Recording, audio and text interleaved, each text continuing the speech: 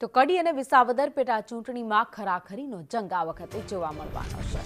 ભાજપ, કોંગ્રેસ, આમ આદમી પાર્ટી ઉપરાંત પ્રજાશક્તિ પાર્ટી મેદાને ઉતરી છે।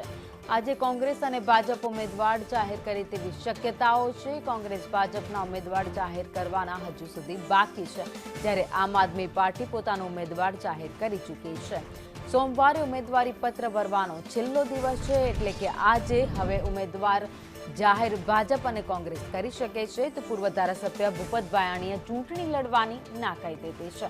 હર્ષદ રીબડિયાને બીજેપી ટિકિટ આપે તેવી સંભાવના ઓછી દેખાઈ રહી છે, ત્યારે હવે કયા નવા ચહેરાને મેદાને ઉતારે છે એ પણ જોવાનું છે।